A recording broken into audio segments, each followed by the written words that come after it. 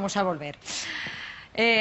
Nuestro segundo invitado quería conseguir su sueño a cualquier precio y comenzaron sus trastornos alimentarios. Tras años sufriendo una anorexia que desembocó en bulimia nerviosa, ha aprendido por fin a vivir con una enfermedad que, según él, nunca acaba de curarse. Nos lo va a contar Enric Escudé.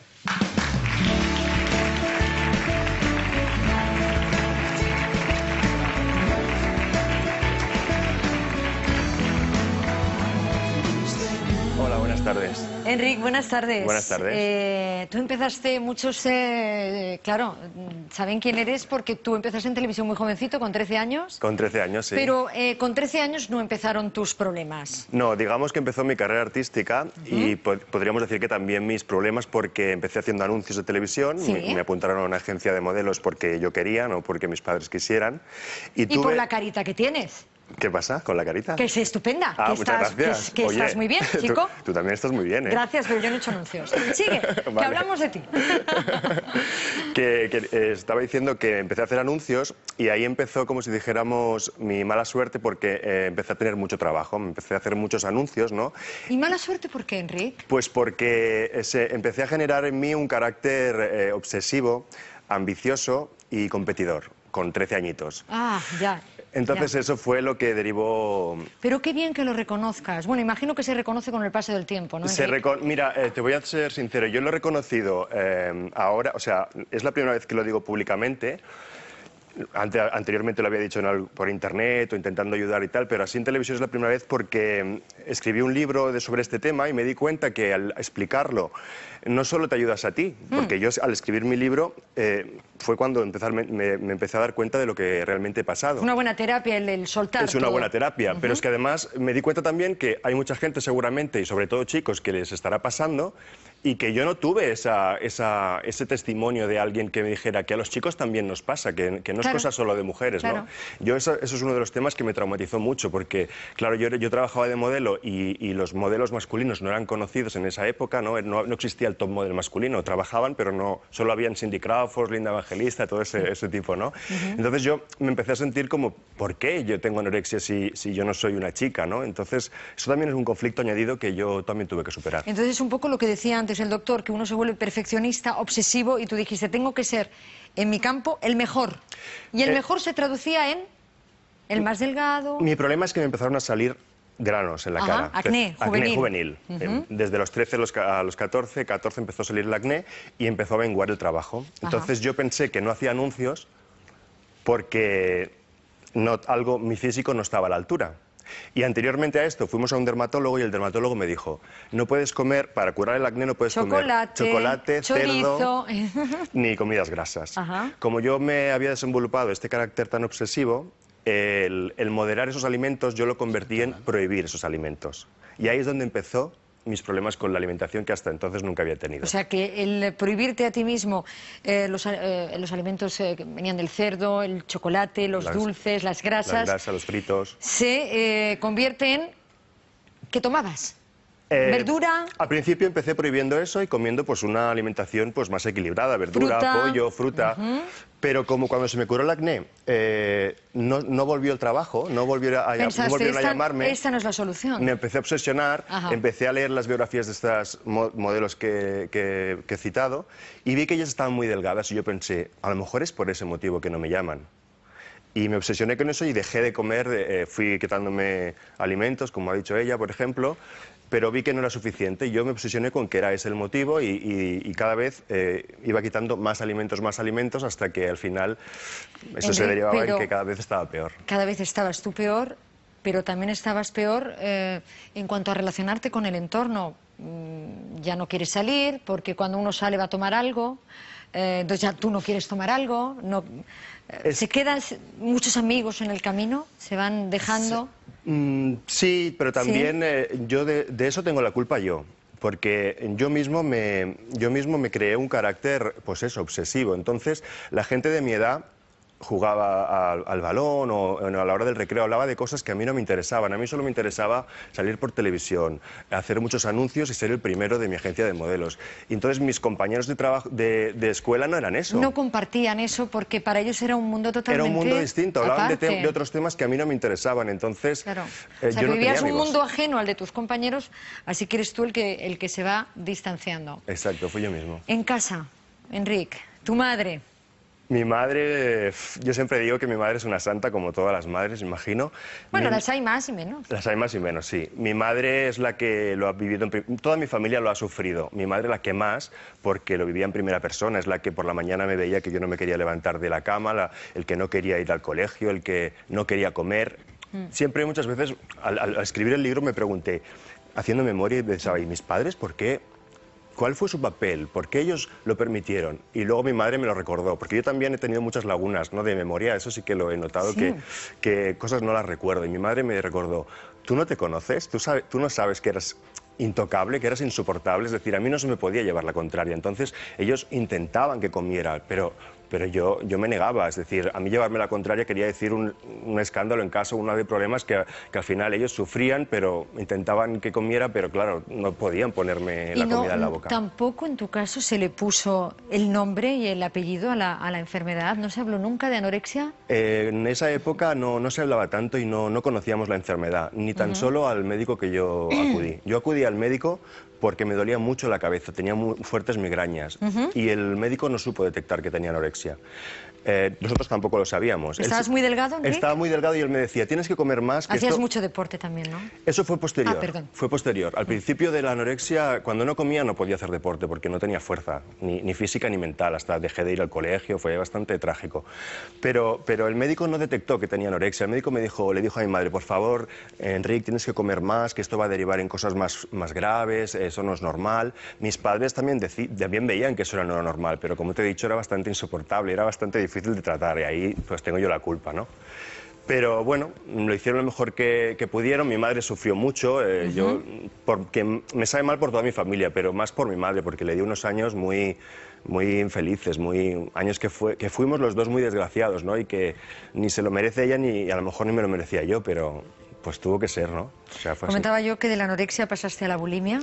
Sí, yo he estado hablando con algunos de los compañeros que van a estar aquí esta tarde, porque yo siempre he pensado que la anorexia y la bulimia venían encadenados y se ve que no. No siempre. Que no siempre. En mi caso, ya te digo, fue la bulimia seguida de una bulimia atroz, perdón. O sea, estuve 8 años que se me desató una ansiedad al haber estado tanto tiempo sin comer.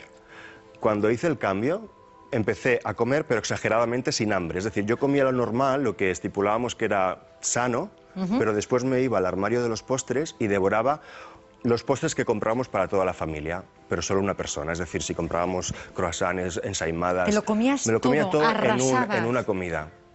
Y Entonces, después provocabas el vómito. al principio no, al principio solo te sientes muy mal, pero luego cuando empecé a engordar, dije, yo a esto le tengo que poner solución, yo no puedo... No, venías ya de un episodio de anorexia en el que tú te veías mal. Y digo, yo ahora no puedo engordar. Claro. Entonces empecé a provocarme el vómito y así pues la enfermedad fue desarrollándose cada vez más. Cosas positivas, porque yo te veo estupendo. Quiero saber cómo sales de eso, Enric, y cómo... Pues mira, igual que entro en la anorexia por culpa de la moda, Ajá. salí de la anorexia y de la bulimia gracias a la moda. Cuenta. Cuando decidí dedicarme profesionalmente a trabajar de modelo, porque lo que hacía con 13 años eran anuncios de niño, ¿no? De jovencito, a nivel así que yo seguía estudiando. Cuando decidí dedicarme a nivel profesional, fui a una agencia de modelos y me dijeron, bueno, pues para trabajar profesionalmente antes tienes que prepararte y tienes que pues, cuidarte la piel con esto, tienes que ir a un gimnasio y tienes que aumentar de peso. Claro, yo, cuando a un ex-anoréxico le dicen tienes que aumentar de peso, dije sí. ¿Cómo hombre. te sonó aquello? ¿Te quisiste? Vamos, dijiste no, Yo nunca, pensé- con lo que me ha costado, ¿no? Claro, que se me cayó el mundo al suelo. Dije, no puede ser, ¿cómo voy a engordar ahora? Pero lo que me estaba diciendo esa señora es que tenía que aumentar de masa muscular. Porque así como ahora se llevan los modelos escuálidos y delgaditos, en mi época, en la época, tampoco soy tan grande, pero tan mayor, pero que en la época que trabajaba de modelo, se llevaban los chicos con pecho, con bíceps, con un cuerpo musculado, ¿no? Sí. ¿Y Entonces, ahora no? ¿ahora no qué? ¿No se llevan esos chicos? Pues yo creo que se han llevado No siempre. para la moda. Se llevan, pues, para Ya. otro tipo de cosas. Pero Ya. para la moda, si te fijas en las pasarelas, siempre, por ejemplo, esta americana, que es una 50, sería una talla grande para un modelo de pasarela de ¿Sí? ahora. Yo me he tenido que vestir con mucha ropa de showroom para según qué actos y pues la ropa no me va bien, me va Fíjate, pequeña. pues tú eres no eres grande, o sea, eres... No, yo soy normal ahora. Normal. Ahora estoy normal. Estoy en mi peso y por O mi sea, que altura y los tal. modelos son más delgaditos. Más delgados que yo, los de Sí. pasarela, ¿eh? Ajá. Luego también sabes que la cámara engorda, etc. ¿Eso dicen? Eso dice. Sí, es verdad, tú estás muy delgada, ¿eh? No tengo ningún problema, ¿eh? Vale. Me Entonces te alegro. dicen, tienes que engordar, o sea, ese índice de masa muscular que es... Me dicen el que tiene que tenía que aumentar de aumentar. medidas. Entonces, ¿qué hice? Pues como el objetivo era ese, fui a un gimnasio y dije, Sí. mira, yo para esto necesito este objetivo. Y me pusieron a dieta, pero dieta pues, con carbohidratos, con proteínas, con todo lo que me haría aumentar la masa muscular, pero de forma controlada. También a comer 5 veces al día, un poco una dieta sana y equilibrada. Y eso, ese orden, ese esquema mental que yo tenía que hacer fue lo que me curó, porque yo si me venían tentaciones de comer algo, pensaba en mi objetivo de que quería trabajar de modelo. Hay que tener, es Y me ceñía a importante, eso. tener un plan. En Tener la una vida meta. siempre hay que tener un plan para, ¿ves? Tu embarazo, Maleni, y en este caso, pues lo que tú Mi carrera de modelo. querías. A mí Bueno, me salvó y la verdad claro. y luego pues lo agradecí, luego he trabajado muchos años de modelo y por eso estoy contento y lo agradecido y por eso ahora lo cuento. ¿Y Porque cuándo vuelves a la tele? ¿Cuándo vuelvo a la tele? Pues cuando me llame. Sé que estás preparando un libro. Sí, estoy a punto de sacar un libro que saldrá a mediados de mayo, que empieza hablando sobre este tema, pero luego esta enfermedad, hablábamos con Maleni y decíamos, es que la anorexia en sí no solo es una enfermedad, viene de otra cosa, a veces, al menos en nuestros casos. La anorexia, en mi caso, es una consecuencia de otros problemas que he tenido, que ahora no vamos a hablar porque el programa no va de eso. Entonces, Bueno, yo creo que sí, yo creo que la anorexia siempre está encubriendo algo y normalmente es una falta de autoestima. Cuando uno no se quiere. Exacto, Porque si uno muy se bien, quiere sí. no se machaca tanto, ¿no? Tienes- No se hace tanto daño. Tienes razón, pero en mí derivó en otros problemas aún más graves y eso es lo que he contado en ese libro para intentar que si alguien se encuentra en esa situación vea que se sale, que se puede encontrar el equilibrio y se puede ser feliz y llevarlo todo con más normalidad, que yo en esa época no lo llevé. Ese es un buen mensaje para muchos chicos que se quieran dedicar no solo a la moda, a la televisión, como tú, Enrique, que vean que, sobre todo, que no hace falta, que no lo es todo la imagen, sino que sí, que ayuda, pero siempre de una manera un poquito controlada. Fíjate que hablábamos, no sé si era el doctor el que hablaba o eras tú, Laura, que normalmente siempre decimos que afecta más a las mujeres. Cada vez hay más hombres que también caen en la anorexia, Sí, ¿verdad pero, que sí? pero comparativamente sigue siendo mayoritariamente para las mujeres. Enrique ha dicho dos cosas muy importantes. Primera, la presión social, ¿no? En tu caso, que querías ser modelo, la presión social sigue siendo tremenda para mantener el físico de una determinada manera, sobre todo para la mujer. Hoy en día hay una gran diferencia con respecto a lo que se exige a la mujer, que esté perfecta, que el cuerpo sea de una determinada manera, y con lo que respecto se exige a un hombre, ¿no? Aunque cada vez se van más igualando estas cosas con respecto Sobre a las pasarelas. todo porque solamente ya en lo despectivo que es cuando hablan de una mujer y de un hombre es la curva de la felicidad. Sí. Dices tú, bueno, Y una mujer ¿sí o no? está Sí, hecha Y a para veces allá. son unos señores con un panzón que, en fin... Exacto, ¿no? No, no fíjate le miro a usted, ¿eh? Pobre señor, para nada. Pero es verdad que en Es los hombres verdad, es la verdad. curva de la felicidad. De hecho, Sí. fíjate, tú has dicho una cosa, y es que en el fondo hay un problema de autoestima, pero no solo de autoestima, sino de inmadurez. Es decir, normalmente la anorexia empieza muy joven, cuando sois muy jóvenes. ¿Por qué? Porque es el momento evolutivo en el que uno es más vulnerable. Y normalmente suele empezar con algún tipo de comentario que a veces no recordamos, pero que sí se produce, o con algún tipo de comportamiento en casa o de los amigos, que nos hacen plantearnos que estamos gordos, aunque estemos delgados, pero que necesitamos controlar eso de alguna manera y ya, y rápido. Por eso es tan drástico, por eso es tan brutal este avance de la enfermedad. Luego, además, a mí me gustaría ver algunas pautas de algo que han dicho ellos que es muy importante, y es que nuestros padres no se daban cuenta, no le ponían nombre. Hay muchas señales Bueno, que luego veremos. Antes no se conocía del todo, No se conocía tanto, pero Incluso tampoco los son tan médicos, mayores ellos. lo decía Maleni, los médicos 30 no le y- ponían tampoco nombre.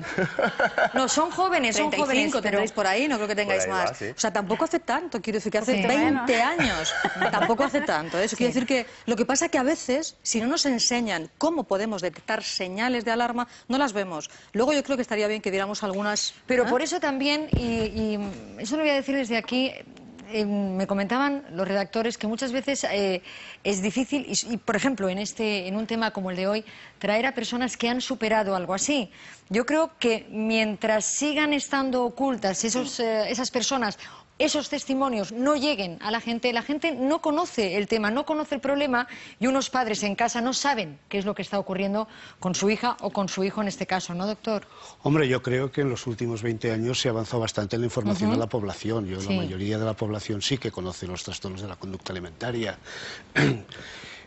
Por tanto, siempre ha habido lagunas en España en que ha habido menos conocimiento de esto. Esto es cierto. Es decir, que las grandes capitales han focalizado el diagnóstico y el tratamiento. En este caso es muy curioso el caso de Enric, porque en los dos casos hay insatisfacción corporal, en los dos casos hay autoestima baja, en los dos casos hay perfeccionismo, pero en un caso hay un perfeccionismo que es más interno, más de la personalidad, y en el otro caso un perfeccionismo generado por factores socioculturales. Es decir, que son factores como más exógenos. Es decir, que lo importante de este caso es dar importancia a los factores socioculturales. Hay que tener en cuenta que la mayoría de las anoréxicas aducen como causa de su enfermedad la insatisfacción corporal y la presión de los medios de comunicación que preconizan un estereotipo muy delgado. Muy delgado. Ponen de la mujer, ¿no? Que tiene que ser el 90, 60, 90. Y es muy curioso que a lo largo de pues casi ahora hará 70 años en que la anorexia aparece en Europa, se mantiene el 10% de varones sobre el 90% del sexo femenino. Se mantiene de una forma bastante invariable. Por lo tanto, hay que pensar que además de los factores socioculturales, de la insatisfacción corporal, de la autoestima baja, los varones tenemos algunos factores de protección todavía no conocidos que nos protegen de esta enfermedad. Factores biológicos generalmente. El panículo adiposo, la secreción de algunas hormonas, nos protegen más que al sexo femenino, que es muy frágil a la pérdida ponderal.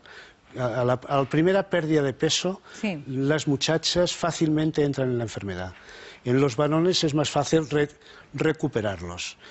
Por ejemplo, en los niños en las áreas de tratamiento infantil, el porcentaje de niños que dejan de hacer dieta y de preocuparse por la figura viene a ser sobre los 14-15 años en que adoptan un estereotipo atlético como imagen mental, mientras que las chicas continúan con el estereotipo delgado. Quiere decir que hay factores biológicos que nos protegen a los varones y que hacen que este 10% se mantenga. Sentido, doctor, hay dos factores que yo creo que son muy importantes. Uno, la presión social inmediata. Esto es aparte. Culturalmente yo creo que también el tipo de desarrollo. Las mujeres en torno a los 12-13 años desarrollan de una manera diferente a los varones. De una manera que parece que están engordando, de una manera que genera mucho rechazo. Que se pone la cadera donde no debe, la cintura se ensancha, pero y por eso la presión es tan potente. Totalmente inarmónica, además el desarrollo es totalmente inarmónico. Pero bueno, esos son factores biológicos de protección en los varones, porque no nos pasa a los varones. En este caso, curiosamente, él abortó una pubertad a través de la dieta, que le salió acné, hizo dieta y desapareció el acné. Porque abortó la pubertad, hizo un puente. Lo que pasa es que los doctores podrían a lo mejor decirnos una cosa, porque mi madre el otro día me dice, mi sobrino que tiene ahora 9 años, mi madre me llamó muy asustada y me dijo, mira que tu sobrino David ha venido del colegio diciendo que quiere hacer dieta porque le han llamado gordo. Y eso es lo que me pasó a mí, con 13 años. ¿Ves lo que hablábamos antes? Yo quería preguntaros, ¿qué tendría que hacer su madre y su abuela con este niño de 9 años? ¿Ponerle a dieta? ¿Sacárselo de la cabeza? ¿Qué es lo que tiene que hacer? Porque, claro, es muy importante que los padres observen la conducta de los niños. Es muy bueno esto que ha hecho tu madre, llamar, preguntar, porque hay señales muy claras, ¿no? Cuando un niño está jugando con la comida, parte la comida en trozos pequeños, mastica interminablemente, etcétera, etcétera, etcétera, son señales que no pueden ocultar y que los padres pueden ver. Yo desde luego hablaría con él tranquilamente diciéndole que está ideal y que si tiene alguna cuestión... Y sobre todo importante, dar este tipo de charlas también en los colegios. Igual que va la policía y dice que no deben dar ningún dato por internet y ese tipo de cosas, pues también que vengan y que les enseñen a comer. Tocar este tema. Efectivamente, yo creo que por eso es bueno, repito, que lo hablemos aquí. Vamos a